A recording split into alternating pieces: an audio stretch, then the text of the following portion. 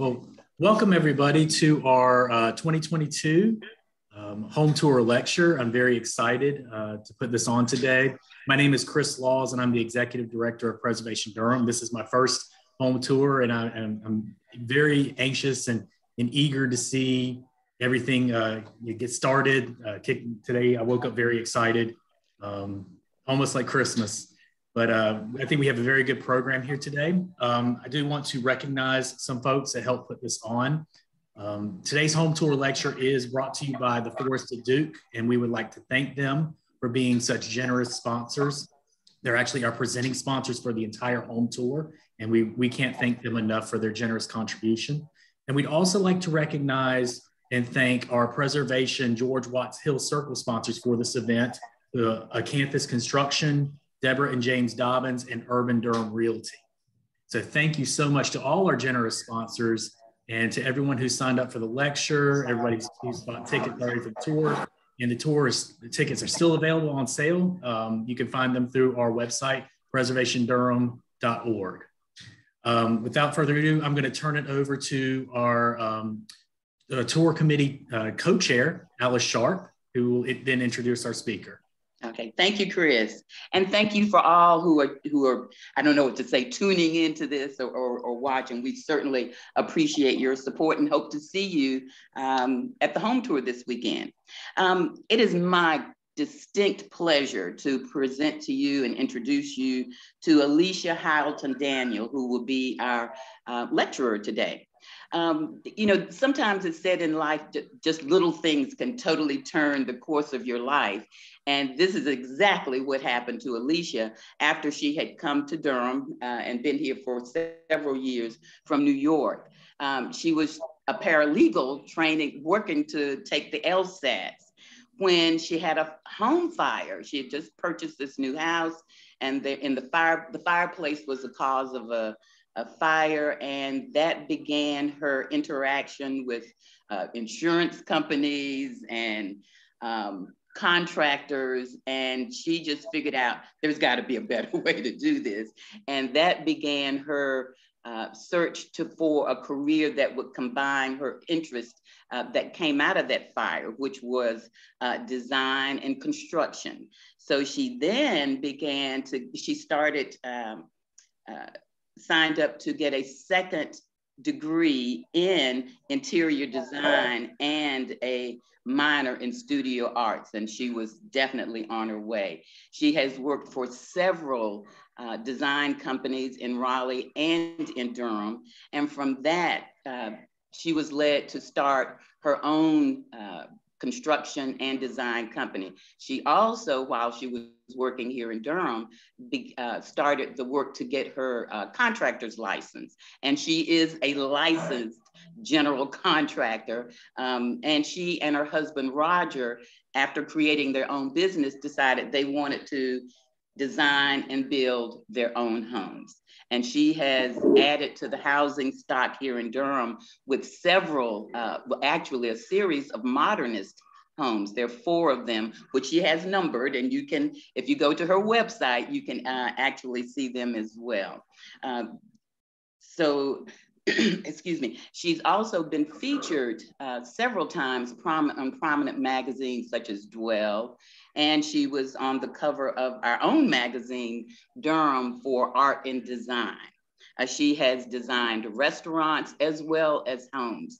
She is so busy, and her work is so much in demand that it's a tight schedule. But David, who is in the audience, is one of the happy recipients of her work and is very pleased with what she has done. So she makes her home here in Durham, even though she is a New Yorker by birth and from the islands. She calls Durham home, along with her husband, who is also her business partner, Roger, and her 2 daughters, Chelsea and Chloe, and her favorite dog, her dog. And so without further ado, I will turn it over to Alicia. Thank you, Alicia. Thank you, Alice. That was a great intro. I want to add that I've lived in Durham most of my life. I've been in Durham for 24 years now. And so I consider myself a Durhamite. I live in downtown Durham in a 1930s 4-square house in the old North Durham neighborhood. And I can't say enough about my love for this city. So I'm honored to be the presenter today to kind of kick off the Preservation Durham tour. Without further ado, I'm going to share my screen and just start talking about the topic. All right. All right. And Alice, is that okay? Can you see my screen? Yes, yes, quite well. All right. So I chose to, based on our tour this year, there are houses that you all are going to be touring that have been considerably gone under a renovation or a restoration. So the title of my talk today is Preservation: What Influences Preserving Older Homes and the Challenges That Must Be Considered. As Alice said, I've been an interior designer for over 10 years, and I've been a licensed general contractor for about 6 years now. My company, Hylton-Daniel, has been up and running for 5 years. We'll celebrate our 5th anniversary late this summer. The images on the screen represent a house that I just finished in the Watts Hill Hospital neighborhood of Durham. I was hoping that would be on this tour, but it's just booked. It's a short stay, and we restored the house proper. So I kind of just wanted to start off my talk today kind of going through this house, as it represents a lot of, you know, what people are thinking about in terms of what influences preserving an older home. So preservation can mean different things based on where the project begins and what must be done. An old house in good shape might influence an owner to do less. A house in bad shape might influence a more playful response with greater change and higher cost to necessitate a teardown. Additionally, when renovating older homes, there are many challenges that come with adding modern amenities that benefit the life and integrity of an older home. What existing conditions must be removed or modified to allow a healthy home? Here is an example of a 1940s post-war house I recently renovated that was in pretty bad shape. This house represents how a house in pretty bad shape influenced a playful renovation. As you can see, we maintained the facade of the exterior. We kept the cedar shingles. We did have to replace all of the windows. They were leaking and they were in bad shape.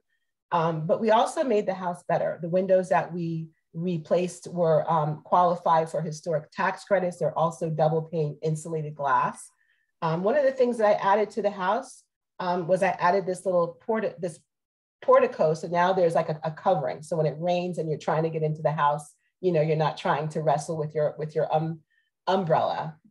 So there are some improvements that can be done, some modern improvements. All right, let's see. And I apologize.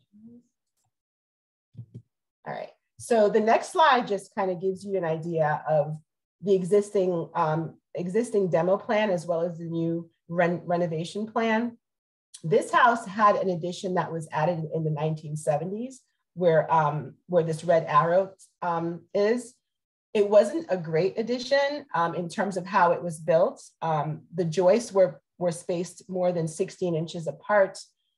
There was particle board because there was just like cheap carpet that was put in the back of the addition. But there was no reason to take it down. I could certainly, we rebuilt it structurally. We added some more supports. We did a lot of work so we didn't have to tear it down, and that would also save on cost. However, we did remove most of the interior function of the house. It just didn't function well in terms of a modern day life. It had a really small kitchen, you know, which we made better and bigger. And so this on the right is the new renovation plan of the house.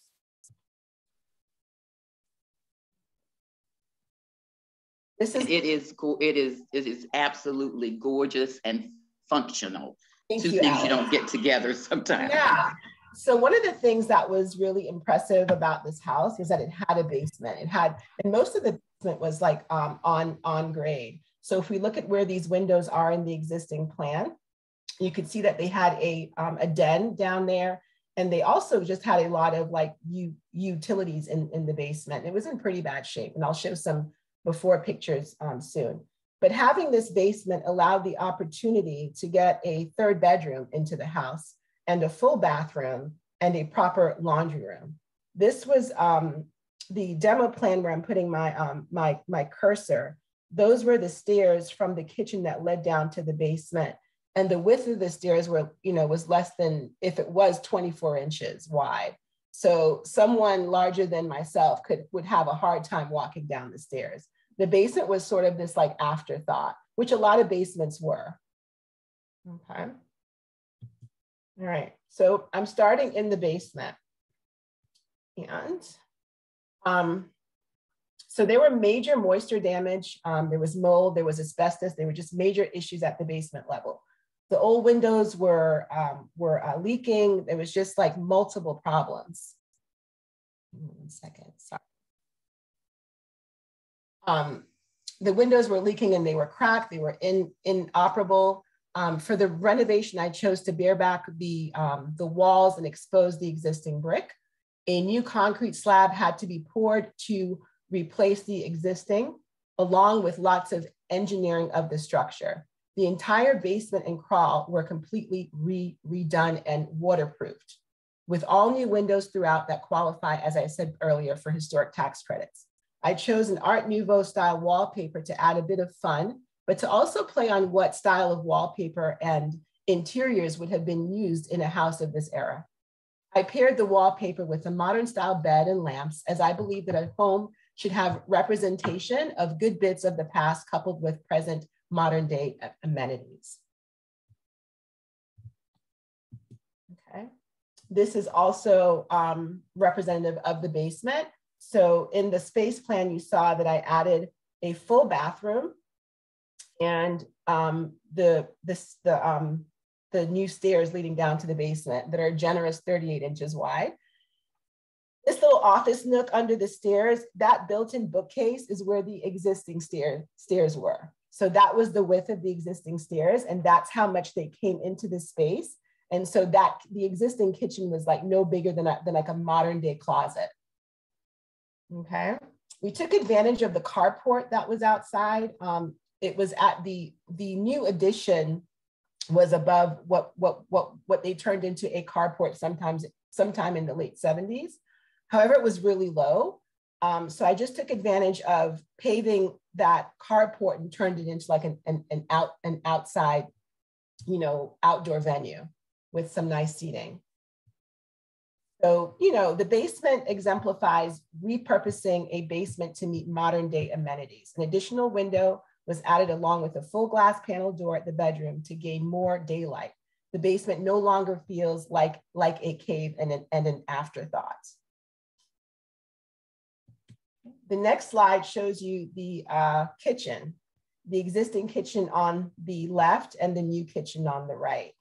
So the kitchen was completely gutted to make way for an open and smart kitchen layout. Whether you love or hate an open floor plan, the truth of the matter is when it came to 1940s kitchens, they were closed off to keep women from being part of the conversation. They offered very few amenities and counter space. The new kitchen layout allows for plenty of storage, larger windows to gain more natural light, good task and general lighting. The house had existing red oak hardwoods and they were covered up by old carpet. Fortunately, the floors were in pretty good condition, so we saved and refinished. We continued new hardwoods to match the existing into the kitchen. Okay, so you can just tell it's a brighter space and a lot more room. Okay, so the poorly constructed addition that I mentioned was added to the house sometime in the late 70s, as you can tell by the picture on the left, the lower left. And it was added to allow an extra bed and bath. The bathroom, the addition was bad as it had particle board subflooring, poor structural supports. Spacing was wider than allowed today. One small window in the bedroom, which is right here, and poor heating and cooling unit, and no insulation at exterior walls. The small bathroom was cramped and had less than 15 inches from the sink to the shower. I opted to keep the addition as it would be less expensive then tearing it down and rebuilding. We did take it completely down to the studs, and a new LVL had to be added for structural support. I improved the layout by moving the bathroom more towards the interior. I added larger windows in the bathroom to capture the view of the incredible backyard. While I did introduce playful tile that would have been appropriate to this era, I also added modern amenities like a rain shower and the large transom window.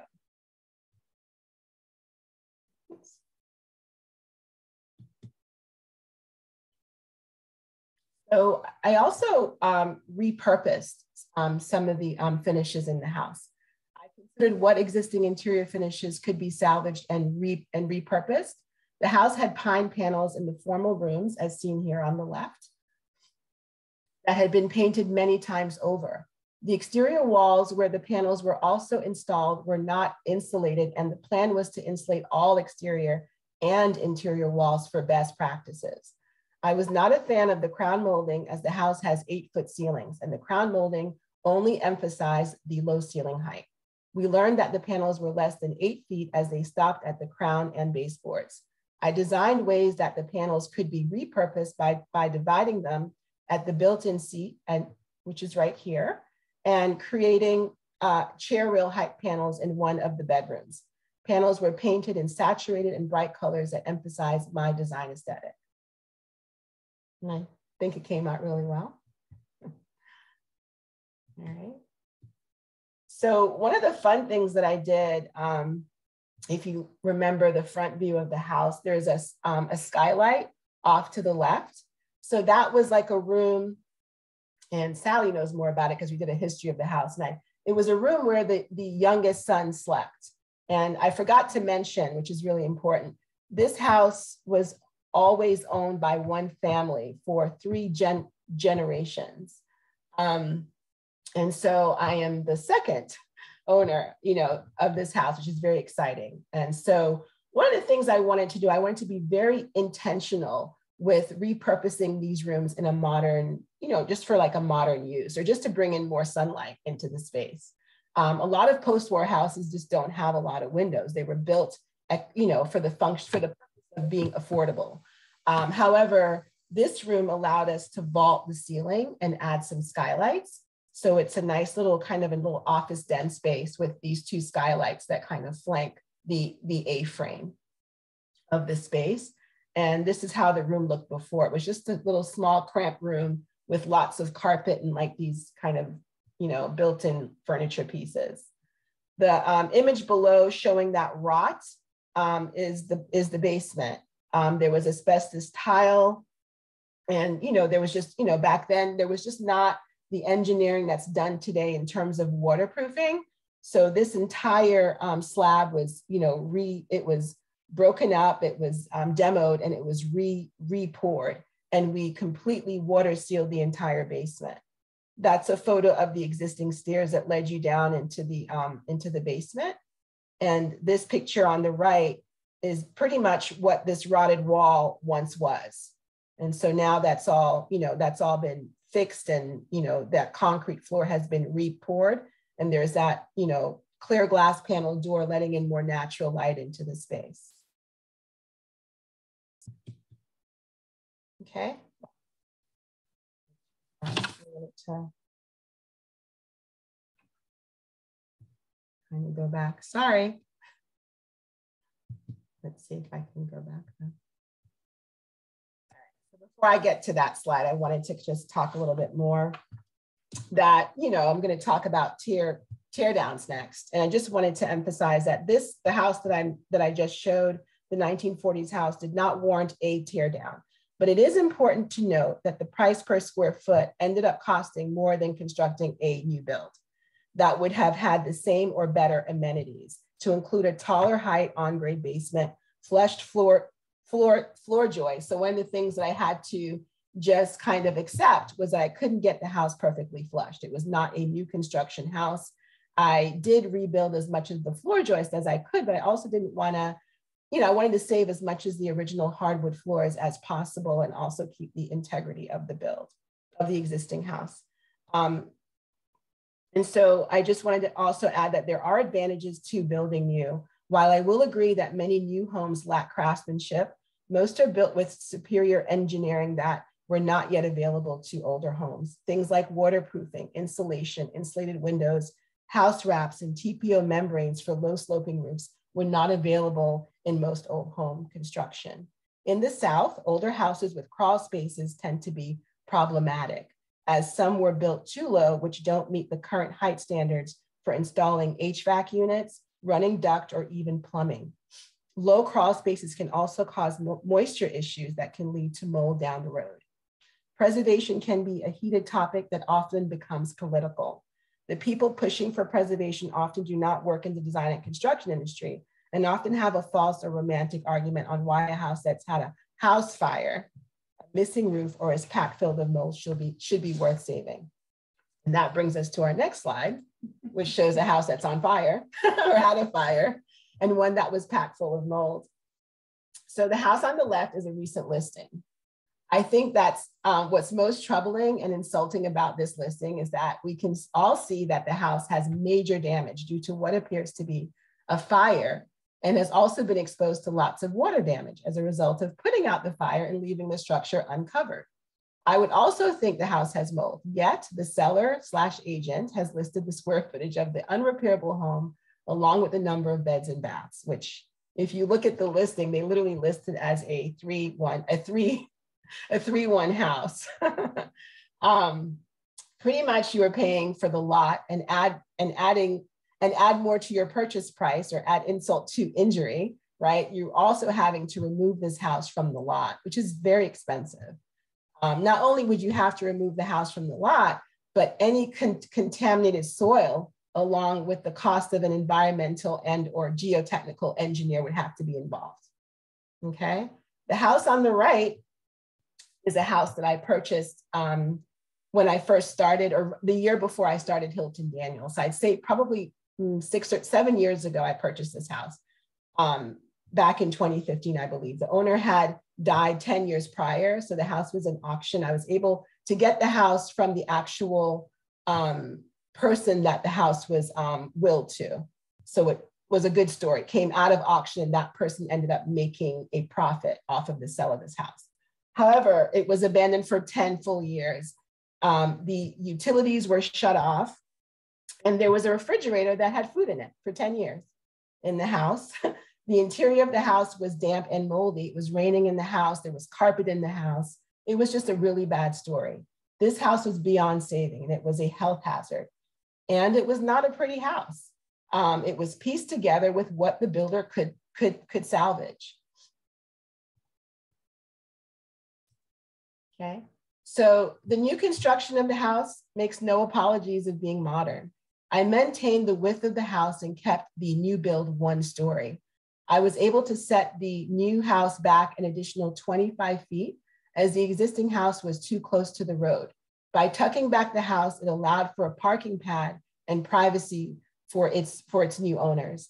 I chose to go with a flat roof as I wanted tall ceilings, but did not want the house to tower over the neighbor's house to the left, which is right here.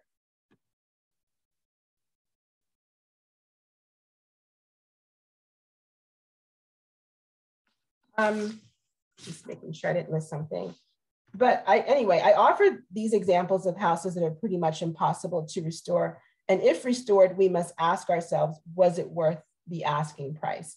In some cases, depending on the architectural relevance and sentimental value, perhaps restoring houses that are of personal value is worth the cost. Certainly, it is not my place to put a value or devalue what is sentimental to someone. However, facts are facts, and we must do our due diligence before we assume that all houses can be saved.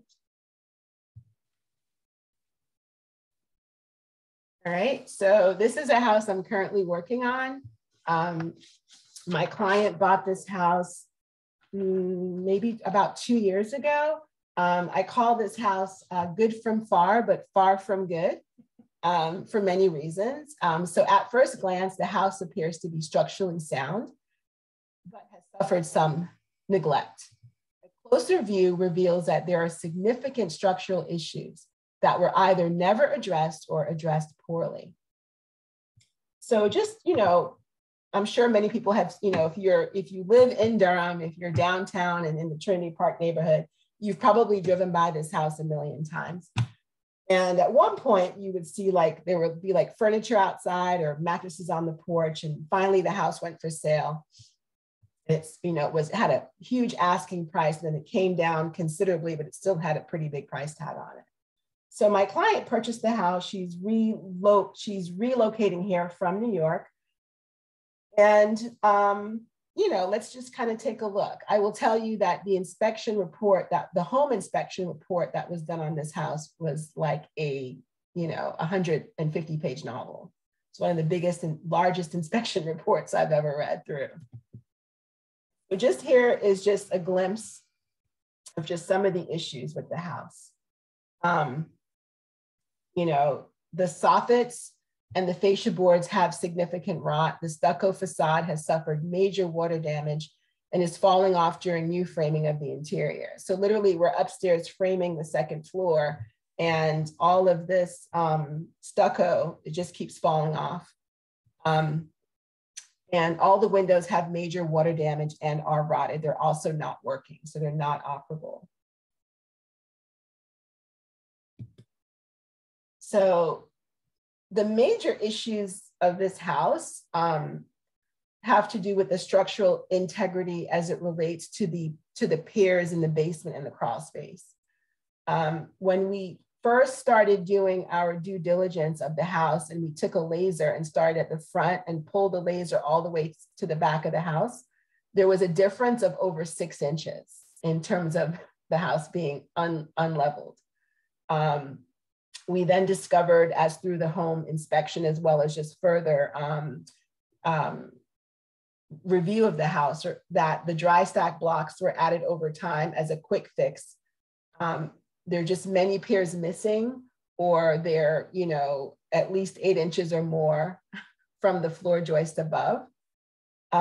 There's rotted wood structural supports that are drenched in water at the basement, and why there would be wood supports at the basement that are just, something that would not be done today. Water penetration at the basement and crawl resulting in leaning piers and significant structural damage. This is an image here of one of the piers that are leaning, as well as water damage at the interior back walls of the house. We've since discovered, after removing all the plaster, because my client wants to insulate all the exterior walls, and we're glad that we did that, it was raining in between the stud cavities, and it was being hidden by the plaster. And so you wouldn't be able to know that until you started peeling back layers of the house. Another disturbing thing is when we went up to the attic, and you can tell this picture on the far right, she has really high ceilings in this attic. So we're gonna convert it to a conditioned second floor. But they were just piecing together, this, kind of this structure of the house. There is this undersized post that's at the peak of that A-frame roof that was just kind of sandwiched here, and it had cracked over time. So it was a kind of a very unsafe space to even walk the second floor. And so we had to do a lot of discovery during demo. There was just a lot of parts and pieces of the house that we couldn't get to safely. All right, so while the house was occupied till it went for sale, as I mentioned, it was not maintained. Just about all of the soffits and fascia boards are completely rotted. The exterior stucco is in such bad shape, as I mentioned, that 90% of it, it's just falling off, and we're gonna have to redo all of this stucco. And again, with those piers, and the piers, some of them being 8 inches or more, dislodged from the actual flooring joist. So here we are. This is kind of in demo mode, and I'm just kind of showing you the extent. We're literally this house has been brought down to the studs, and we're literally building it from the inside. And so this represents that crawl and basement. As you can see, this is when we started to rebuild. The house needs over 30 I think it's something like 37 new pairs in the actual crawl and basement in order to get it leveled, in order to get it structurally sound.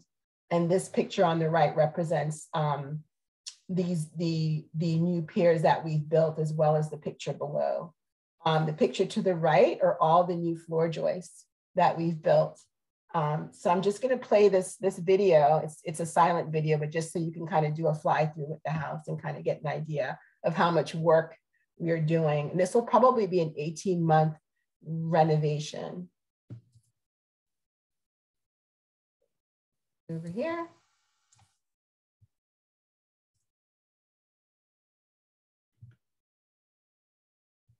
Entering through the front door.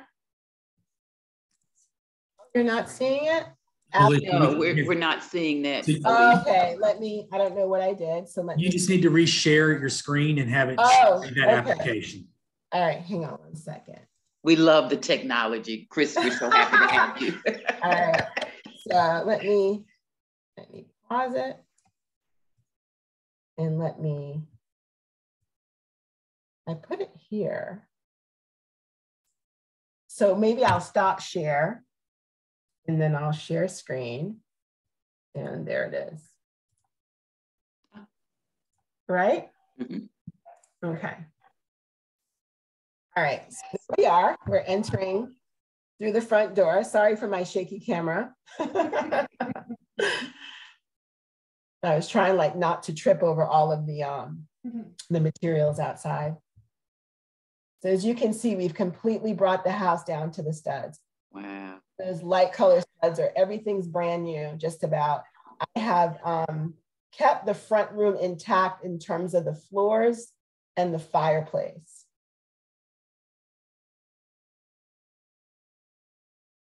One of the things that she decided is that this house it's pretty dark. There's not a lot of glazing. So we're adding some more windows as well as skylights. So we've opened up the back of the house to the second floor, what would have been the attic just on one side of the public space. So that's her kitchen and dining room and living room. And then this just kind of gives you an idea of the rest of the space. And we've now built proper stairs up to the second floor. How many square feet is this? It's a huge house. So it was advertised as a one-story house because it was unconditioned space in the attic, but now we're conditioning the space in the attic. So the house it's over 4,000 square feet, probably closer to 4,500. With a basement that could certainly be,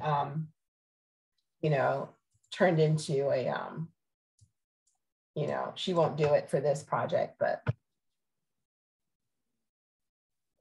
so it's a pretty big house.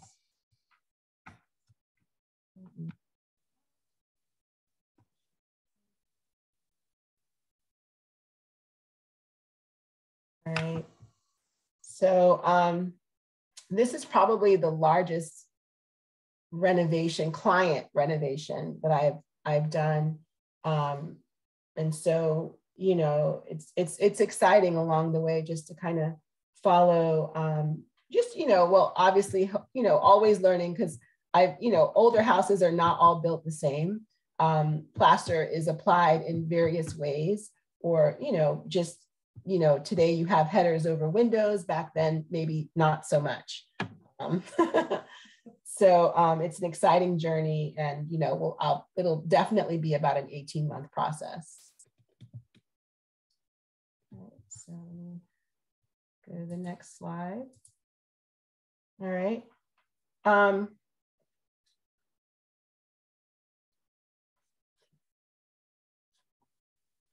So I don't know what time I'm on, Sally, but 12:34. Okay, good. So no, you're good. You're good. Okay. I might want to just the one thing I didn't mention, again, that she's going to maintain the integrity of the house exterior and the formal living room, which had the least amount of, issues. The new interior layout will reflect her and her family's lifestyle, which is that of an open public spaces and lots of natural light, to include skylights in the kitchen and attic level. In order for us to, it is an attic with dormers. So in order for us to get some more natural light and, into the space, we'll have to add some skylights. However, she will be adding solar panels to the back of the house. Again, modern amenities and energy savings. We'll probably also do an Energy Star shingled roof. The attic has soaring ceilings, as I mentioned. So it's such a big space that we're gonna get 3 bedrooms up there with 2 full bathrooms and a loft space.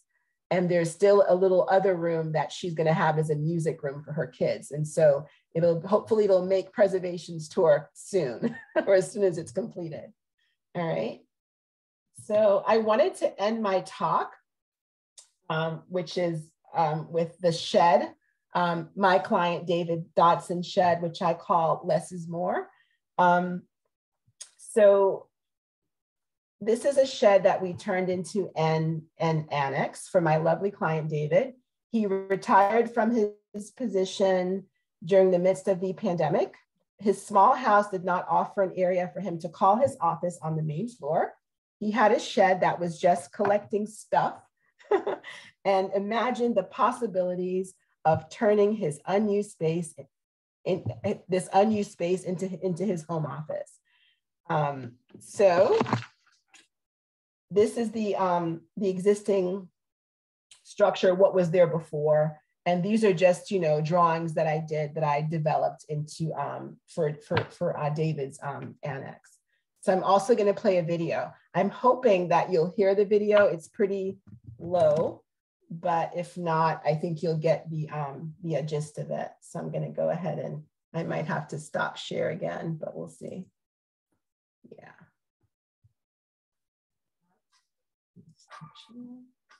One second.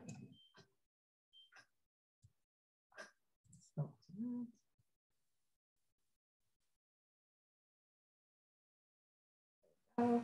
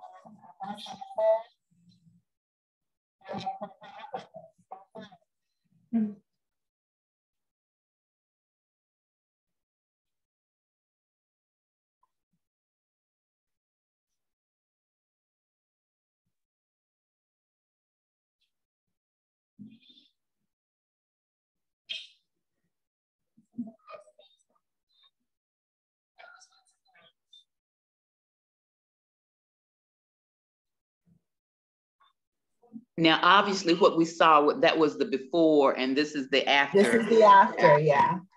Same space. Mm-hmm.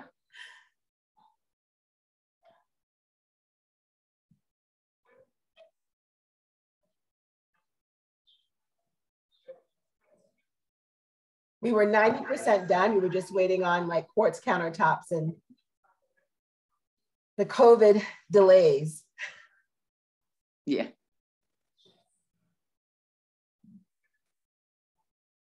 And for those, well, you may not have seen the booklet, but you've seen our website. This was our cover shot. So this with one of David's annex favorite will be chairs. on the tour. Yes. Yeah. So there we are. Yeah. Kind of get a little full view of it. We integrated the design of the annex to match the existing house. So it looks like it's always been there. So, and there's the annex to the left and David's house to the right.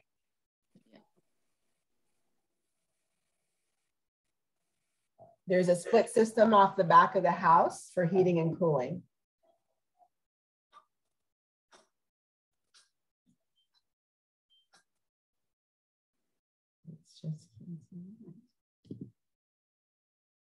Mhm. That completes. Well, let me try to turn it off. Yeah. Well, I'm sure that the viewers have questions, so Chris will. Yeah, if you have questions that you'd like to ask Alicia, please feel free to just go ahead and type them in the chat, and we'll take a look at that. Everybody's based on the comments. Everyone's very pleased with what you've done. I'm very impressed. Thank you.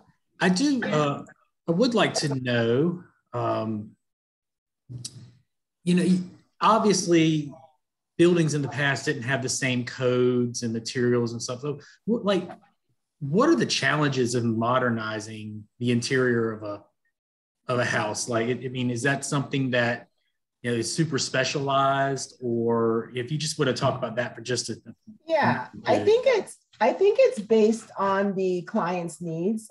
Most older homes, as I mentioned, are not insulated, so the exterior walls do not have insulation.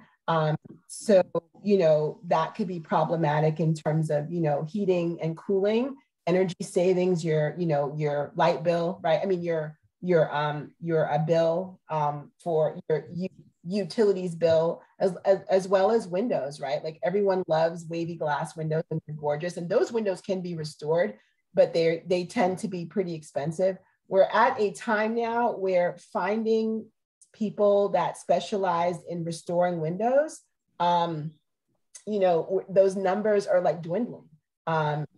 There was, a couple of people here in Durham that did it. They're no longer doing it for residential. So there's like maybe 2 people in Greensboro or 2 companies. So there's just not a lot of craftsmen that are still doing things like that. It's very specialized, so it tends to be more expensive.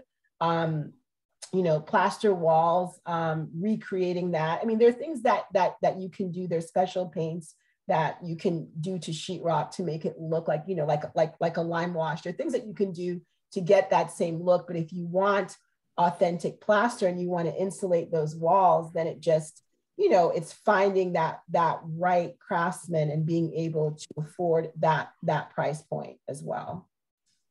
And I also say, like, there's compromises because a lot of older homes didn't really consider, or they weren't heated. They didn't have, they weren't heated and cool. Those crawl spaces were just really low. And so code requires that, if you're going to put a furnace in a crawl, it has to have a certain height. Your plumbing, if someone's coming to fix the maintenance of those utilities, they have to be able to access that crawl space and work down there. So there are just a lot of challenges. I mean, there's certainly things that can be done, which would involve maybe adding an addition or things like that to be able to run duct through the house. Thank you. So like I said, I'm very impressed. Our viewers have also expressed their amazement of what you've done. The quality of your craftsmanship is superb. And I think you said it earlier, wanting to modernize the interiors of these houses to make them useful. I think that fits with a lot of public historians' ideas about history. And my personal philosophy is we use the past to inform our present in order to build a better future. And I believe that history should be used to improve people's lives. And it looks like you're doing that. So I thank you for that. Well, thank you. I try to do my part. At the same time, I also want to mention, when I do clients, like the house on Carolina, that I own, right? I own that house, so I was able to dictate how much I wanted to keep, right? And try to keep it authentic and true. I actually found out through the owners that the house was painted green in the earlier when it was first built, right? The husband and wife, mom and dad, loved green. It was painted kind of the same green that I painted it. So that was nice to learn. I saved all the plants outside. But I also, when I'm working for our clients, there is some give and take, but at the end of the day, they are the client. And so if they decide that they want to kind of push back and take out more than I'd like to take out, that's something that I have to consider. Because there are just a lot of expenses associated with restoring things these days, and especially windows, and just about all of it at this point. A wood burning fireplace isn't as efficient as perhaps gas fireplace or electric fireplace. I suppose that's just really does provide heat as well. So. All right, well, thank you so much for your time. And I'd like to thank everyone for coming today. Again, our home tour is this weekend, the 21st and the 22nd from 12 to 4 p.m. Tickets are still on sale. You can find them through our website, preservationdurham.org, or you can email me, info@preservationdurham.org. Again, thank you everybody for your time, and y'all have a wonderful day. Thank you for having me, Chris and Alice. Thanks everyone who viewed. Take care. Mm-hmm.